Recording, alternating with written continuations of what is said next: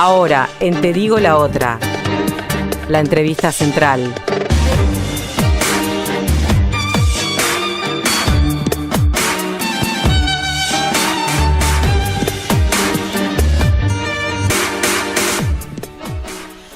Bien, y ya recibimos en la Uniradio, en Te Digo la Otra, a Andrea Tuana. Ella es directora de la ONG El Paso, militante feminista e integrante de la Red Uruguaya contra la Violencia Doméstica y Sexual. Andrea, un gusto tenerte con nosotros en Te Digo la Otra. Muchas gracias a ustedes, un placer estar aquí. El gusto es nuestro. Y bueno, Andrea, para iniciar esta conversación, está claro que el tema de la violencia hacia niñas y hacia mujeres entró muy fuerte en la agenda informativa por los terribles asesinatos de las pasadas semanas. Y como para dar pie a la charla, nos gustaría que nos ayudaras un poco a clarificar la idea, el concepto de violencia de género. ¿Cómo se define violencia basada en género? ¿Qué casos incluye? ¿Cuáles no? Es un poco un debate que había en las redes sociales estos días. ¿Qué era violencia de género y qué no?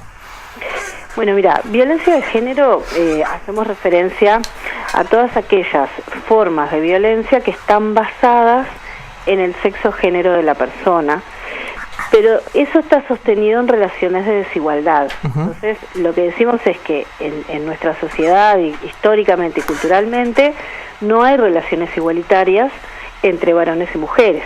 Y dependiendo del género que te toca, ¿no? Cuando vos nacés, según tu cuerpo te asignan un género u otro, te dicen sos varón, sos mujer. Entonces, dependiendo de esa ubicación social y cultural, las mujeres estamos en lugar de menor poder, en lugar de sometimiento, de subordinación en relación a los varones. Por lo tanto, la violencia de género es expresión de esa desigualdad.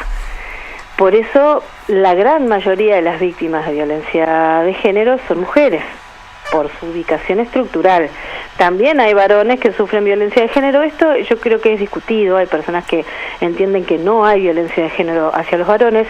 Yo creo que sí hay violencia de género hacia los varones, porque también se ejerce violencia hacia aquellos varones que no cumplen con los mandatos exigidos, digamos, por esa masculinidad hegemónica. Muchas veces son perseguidos, por ejemplo, varones que no son heterosexuales, ¿no? Que esa estructura social y de poder que le llamamos patriarcado, que le llamamos valores machistas, por decirlo de alguna manera, exige que los varones sean de determinada forma, se comporten de determinada manera, y si te alejas de ese modelo y de esas pautas, por ejemplo, no ser heterosexual, podés ser pasible de sufrir violencia de género en la modalidad de violencia homofóbica o transfóbica, ¿no? O también el varón que es heterosexual pero que no cumple con los mandatos de la masculinidad hegemónica, también es pasible de sufrir violencia en cuanto a exclusión, a ridiculización, ese tipo de cosas. Y cuando hablamos de niños, de niñas, adolescentes, cuando un hombre asesina a un niño varón, por ejemplo, en un contexto familiar, ¿eso también se encuentra comprendido como violencia basada en género? Eso, mira, los varones, en realidad, cuando son niños, se encuentran ubicados en lo que sería la desigualdad por su edad. Uh-huh. No le llamaría violencia de género al asesinato de un niño varón. Claro. Sí podría llamarle violencia de género al asesinato de una niña mujer, vaya la redundancia, uh-huh, ¿no? De una niña, porque se le suma la doble discriminación, ¿no? Ella está en un lugar de desigualdad de poder por ser niña en relación al mundo adulto, pero también por ser mujer en relación a el colectivo social varones. En eso, digamos, en las niñas se condensa esa doble discriminación, y por eso sucede que todavía la mayoría de las víctimas de violencia sexual siguen siendo las niñas, claro, por una desigualdad de género y de edad. Los varones también sufren violencia sexual, básicamente por una desigualdad de edad, no así de género, ¿no? Se entiende. Y como para adentrarnos un poco también en estos casos de violencia que sucedieron en las últimas semanas, vos, a partir de tu trabajo desde la sociedad civil, ¿cómo están evaluando lo hecho desde la institucionalidad, desde el Estado, en términos de políticas públicas para trabajar la problemática de la violencia de género? Yo creo que es innegable que han habido avances importantísimos, ¿no? Si uno se pone a mirar, como para poner un mojón de comparación, cuando se sanciona la ley 17.514 en el 2002, hace 15 años atrás, que realmente fue un avance muy sustantivo, ¿no? Para aquellas mujeres que estaban viviendo situaciones de violencia, incluso para sus hijos. Fue sustantiva esa ley, porque antes la desprotección era absoluta. Si vos no llegabas a los juzgados casi muerta o con unas lesiones gravísimas, no había manera de nada, volvías a tu casa con el agresor. A partir de esa ley se da un avance sustantivo y en todos los años posteriores los avances han sido significativos, progresivamente, ¿no? Se ha ido aumentando todo. En aquel entonces contábamos con 8.000 denuncias, hoy contamos con 30.000. Lo que a mí me parece que ha sucedido es que se ha avanzado mucho en desnaturalizar el tema, en colocarlo sobre la mesa, en debatirlo, ¿no? Esto que estamos haciendo, hablando en los medios de comunicación, diciendo esto no es parte de la vida familiar, estos son relaciones de dominación, que provoca daño, que vulnera derechos, uno puede vivir una vida distinta, hay posibilidad de salir, hay recursos. Bueno, todo eso me parece que ha hecho que la población fuertemente haya salido a pedir ayuda, ¿no? A los servicios, a las seccionales. Yo creo que lo que no se ha ido acompañando eso con una plataforma de servicios en cantidad necesaria y también en calidad necesaria. Entonces me parece que estamos en un momento de dar otro salto en dos direcciones, fortaleciendo ese sistema de respuestas que no da abasto, que no alcanza, que requiere muchas más niveles de respuesta. Por ejemplo, un caso clarísimo es la salud. La salud tiene que involucrarse muchísimo más en esto y tiene que poder brindar puertas de entrada para las víctimas de violencia mucho más extendidas en todo el país, pero no solamente puertas de entrada, sino tiene que hacer diagnósticos positivos, tiene que poder hacer informes contundentes para el sistema de justicia, para poder colaborar con la no impunidad, digamos, y tiene que también dar servicios de recuperación de las secuelas, tanto para las mujeres como para los gurises y para cualquier otra persona que sufra violencia, también varones, adultos mayores, personas en situación de discapacidad. Pero en el otro sentido, que hay que dar un salto, me parece importante, es empezar a trabajar en la deconstrucción de estos vínculos, de estas relaciones desiguales, porque si no, estamos siempre llegando tarde, ¿no? Actuando cuando el problema ya está instalado. Y la tercer pata es el sistema de justicia, que sigue siendo muy malo, por más de que se ha tratado de avanzar, que se han ido como fortaleciendo cosas, sigue siendo muy malo porque, la actuación de los jueces sigue demostrando que hay una falta de sensibilización, de formación, de comprensión profunda y cabal de la complejidad de este problema. Hay mucha revictimización y no se está llegando oportunamente a ejercer justicia en esto.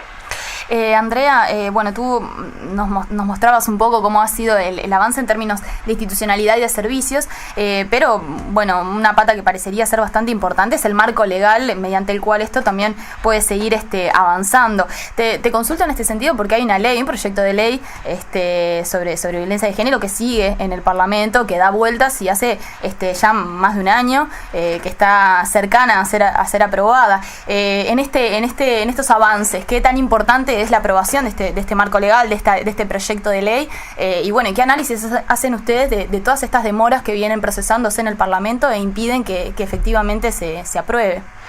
Ese es un muy buen punto, ¿no? Porque también en el otro salto cualitativo sería la aprobación del proyecto de ley, que ya tiene media sanción en el Senado y que además en todo el proceso de discusión, que fue largo, demasiado largo para mi gusto, sobre todo por la urgencia, ¿no? Y la priorización que debe tener este tema,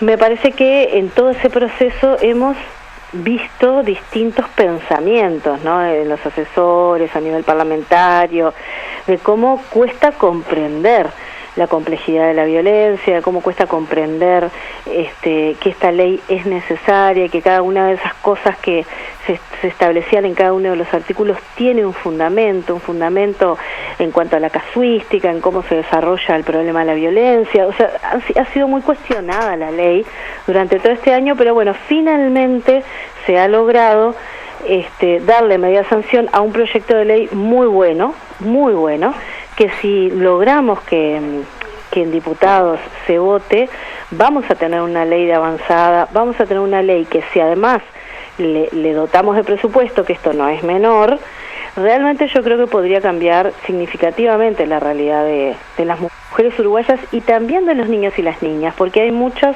aspectos de esa ley que también toman en cuenta la realidad de los niños y de las niñas. Las demoras, bueno, yo creo que tienen que ver con que es una ley de avanzada, una ley que realmente pone, ¿no?, en el centro la complejidad de la violencia y lo que se requiere de un Estado, pero genera mucha transformación y mucho cambio de lo que hoy se está haciendo. Entonces hubo mucha ida y venida. Creo que estamos en un muy buen momento, que hay como una idea generalizada de que tenemos un buen proyecto y que se está encaminando a que en diputados rápidamente se pueda estar votando. Bien, Andrea, te queríamos consultar también, bueno, un poco a raíz de los hechos terribles de estos últimos días, la sociedad ha tenido diversas reacciones y han habido posiciones bastante radicalizadas, incluso también de algunos políticos, respecto a qué es lo que se debería hacer hacia los agresores, digamos, a quienes ejercen la violencia, los abusos. Te quería consultar en realidad, ¿cuál es tu opinión? ¿Qué es lo que se puede hacer con estos varones que resultan siendo agresores? Y bueno, si evidentemente hay alguna prueba, alguna evidencia que sostenga que las terapias o alguno de los tratamientos que hoy se implementan sirven en realidad para recuperar a estos agresores. Es un tema muy difícil. Yo no tengo respuesta a esa pregunta en lo concreto, ¿no? Hoy, una vez que los hechos ya llegaron a traspasaron todos estos límites, ¿no?, tan tremendos como es, bueno, tener un depredador, digamos, en la calle buscando sus víctimas y tratando de entablar alguna forma de confianza, que parecería que fuera el caso de la niña Brisa,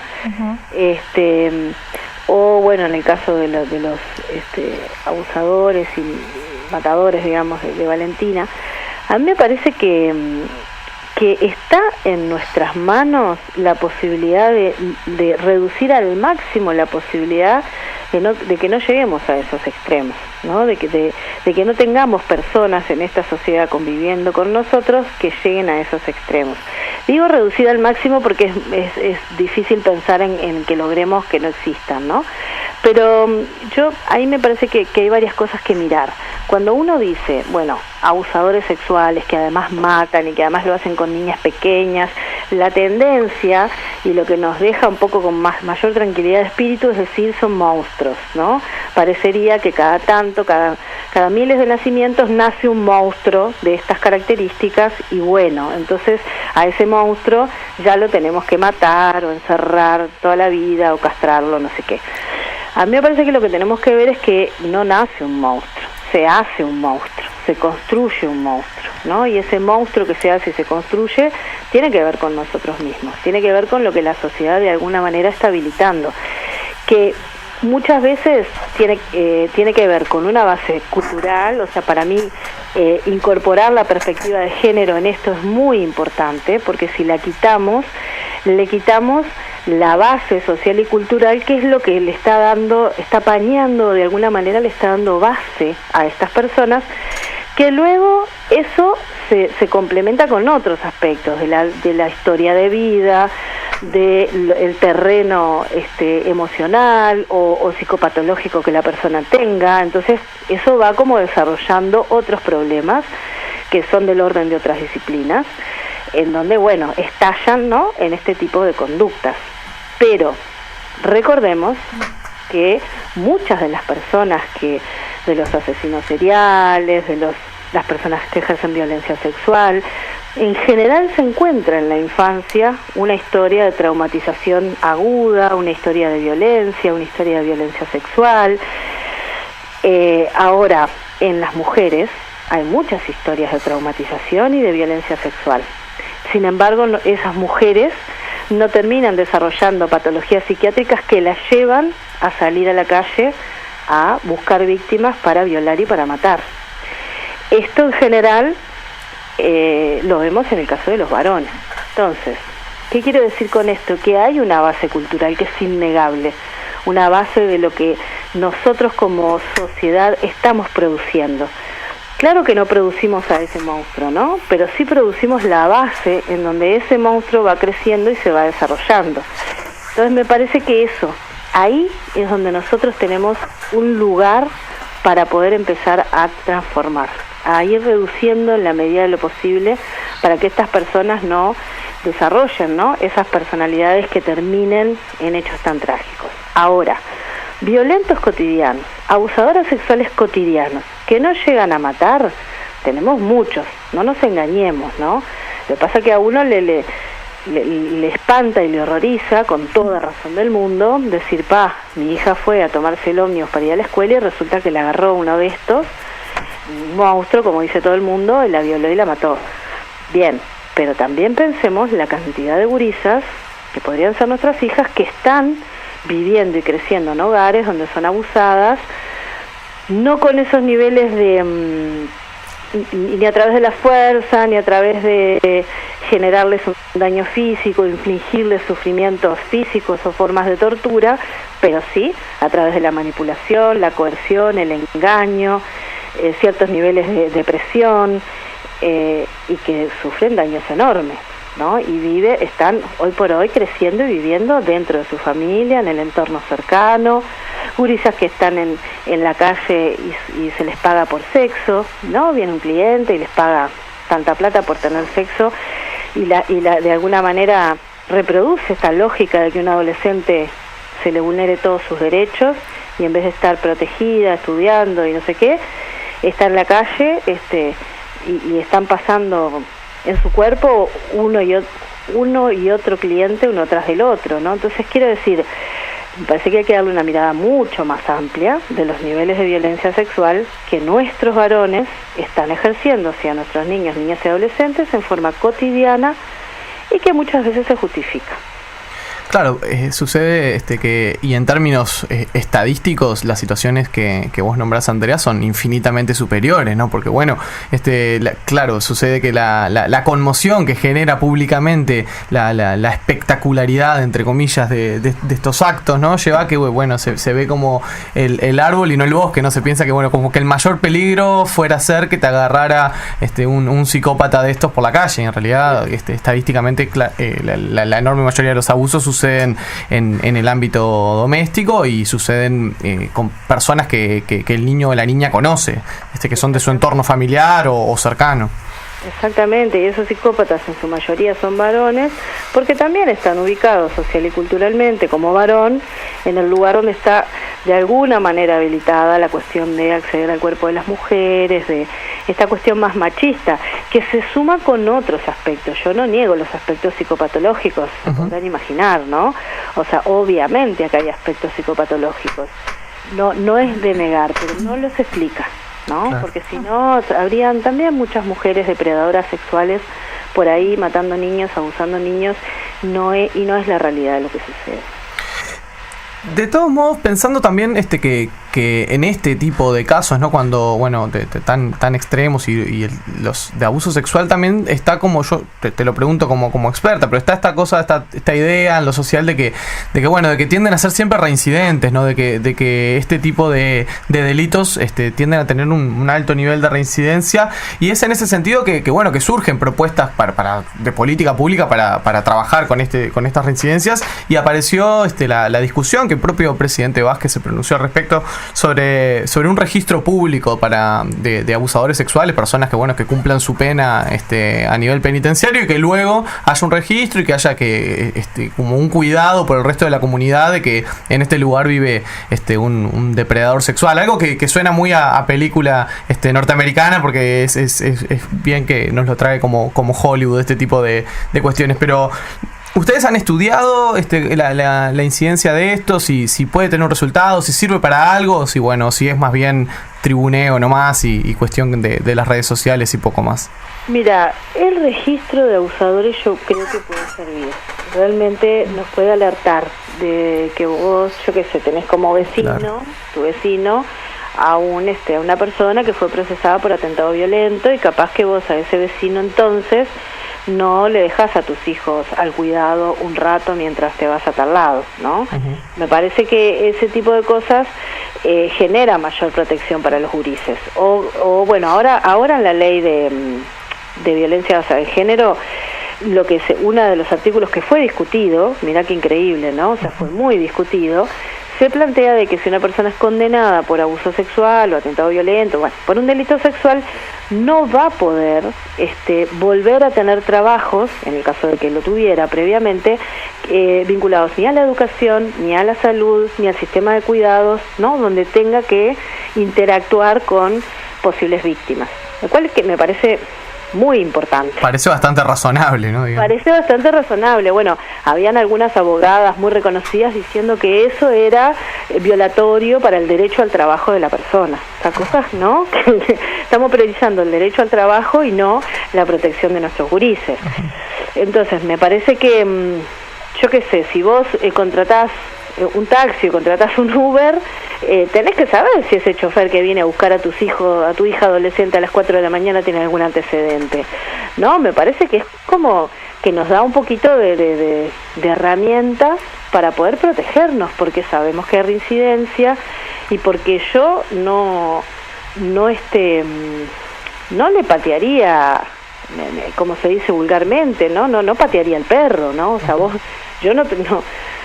o todo bien con la reinserción de las personas que cometen delitos, que pagan su pena, me parece muy bien, pero no a costa de saber que bueno, que es una persona que tiene esa modalidad de relacionamiento o esa tendencia o esa característica.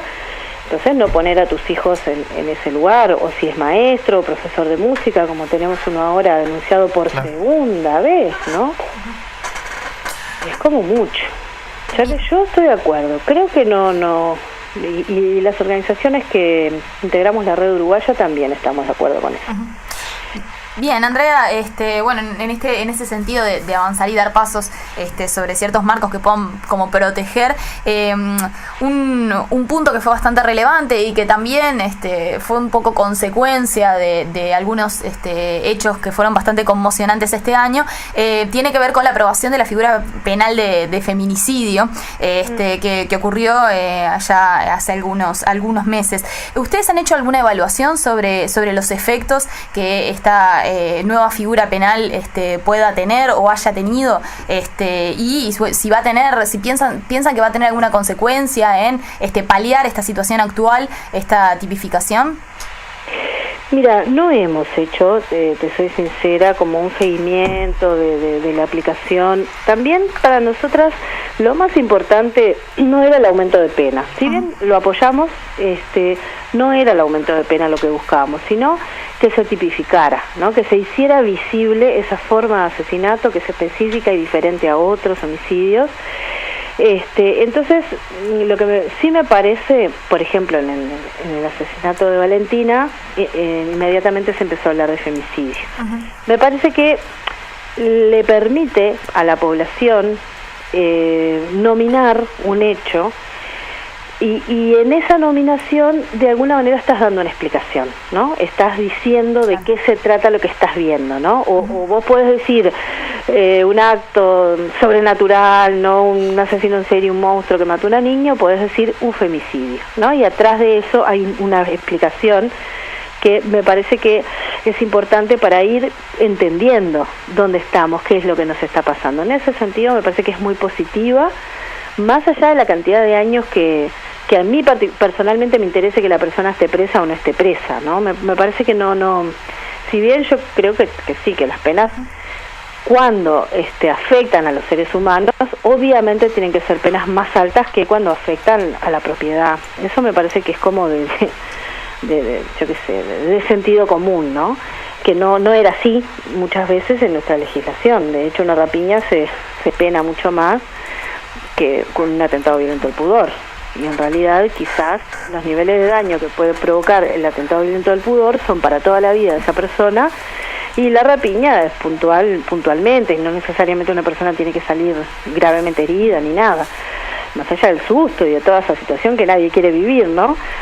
O de la pérdida material, pero quiero decirte, me parece que es importante tener esa categorización, y creo que hay que hacer también algún nivel de visibilidad respecto de la infancia, porque no es lo mismo matar a una mujer, que sería femicidio, que matar a una niña, que es un femicidio, pero también agravado por la condición de edad, que en esta sociedad adultocéntrica también genera situaciones de gran desprotección. Entonces ahí también hay que trabajar un poco más. Bien, Andrea, como para ir cerrando, el sábado pasado fue la marcha, en realidad es el día de lucha contra la violencia de género, y hubo una marcha acá en Montevideo, 2 marchas en realidad que se unieron, una convocatoria bastante importante. Consultarte, bueno, qué evaluación haces de esa marcha, de esta convocatoria, y más en este marco de días tan complejos y conmocionantes para Uruguay en esta materia. Y te agrego ahí, Tamara, esto que decís, la marcha, y también el nivel de convocatoria que ha tenido este año en general, el movimiento feminista, que me parece que, bueno, para vos, Andrea, y para quienes están más por dentro de este tema, debe ser también impresionante, debe ser muy impactante, como, bueno, causas que hasta hace muy poco tiempo tal vez eran, bueno, de un grupo, de un movimiento que era relativamente pequeño en Uruguay, o que tenía una visibilidad mucho más baja, y que hoy en día convoca a cientos de miles de personas. Sí, yo creo que una de las cosas más importantes es poder sentir que la población, más allá de compartir cuáles son un poco el proyecto político feminista, ¿no? Me parece que pudo como comprender esta idea de que la violencia es grave, de que la violencia es un problema que hay que salir a la calle a manifestarse. La violencia es una de las causas del feminismo, ¿no? Las causas en el sentido de una de las grandes cosas que el feminismo quiere poner sobre la mesa, quiere transformar. Entonces me parece que la gente en ese sentido se plegó y se sumó a este llamado y a este movimiento, ¿no?, que viene hace muchos años, el movimiento de mujeres y feministas, diciendo estos temas, repitiendo estos temas, pidiendo que la población se sensibilice, que salga a la calle, pidiendo al Estado que genere políticas. Yo creo que este año se generó un punto como muy alto en ese 8 de marzo, glorioso, en el que la gente salió a la calle, feministas, no feministas, familias, varones, mujeres, niños, todo el mundo salió a la calle. Yo creo que en una reacción de, sí, esto es un problema, ya no podemos más decir que esto es algo que ocurre porque el tipo es alcohólico, o porque tiene problemas económicos, o que bueno, que esto es puertas para adentro, que los trapitos sucios se arreglan en casa. Ya no podemos seguir sosteniendo ese discurso, tenemos que salir a la calle y decir, paremos con esto, ¿no? Entonces, en ese sentido, a mí me pareció muy significativo y muy importante haber logrado eso, ¿no? Como movimiento, en el sentido de empujar un tema, ¿no? Y de que ese tema realmente sea incorporado y tomado por la población. Eso me parece que es lo que más nos importa a quienes trabajamos en estos temas, al movimiento feminista. Es lo que más nos importa, justamente para que seamos muchos más los que empujemos y de alguna manera sintamos que estos temas son temas de todos, no es tema de las mujeres o de las feministas, es tema de todas las personas. Y el 25 de noviembre creo que también mostró, ¿no? Si uno salía por las calles de Montevideo, cada vez esas marchas son más multitudinarias. Este año contamos con 2.000 mujeres que vinieron de toda Latinoamérica y el Caribe al encuentro feminista latinoamericano, y también nos acompañaron en esa marcha, dándole otro color, ¿no? O sea, por un lado estaba la marcha tradicional nuestra, liderada por las mujeres de negro, y por el otro lado esta otra marcha más ruidosa, más colorida, y nos fusionamos, ¿no?, en la explanada, en un discurso común, en donde todas las personas que estábamos ahí estábamos diciendo, no queremos más violencia hacia las mujeres, ¿no? Entonces a mí me parece que eso es como algo muy positivo y que abre esperanzas a que sigamos con mucha fuerza tratando de que este tema se transforme. Te agradecemos muchísimo, Andrea, el tiempo que has compartido aquí con nosotros en la radio de la universidad. Hemos aprendido mucho y bueno, quedamos en contacto para cualquier otra oportunidad. Para mí un placer, realmente fue muy interesante las preguntas que me plantearon, que me permitieron desarrollar el tema, así que los felicito y cuenten conmigo para cuando lo requieran. Un abrazo. Te digo la otra, la política dicha desde otro lugar.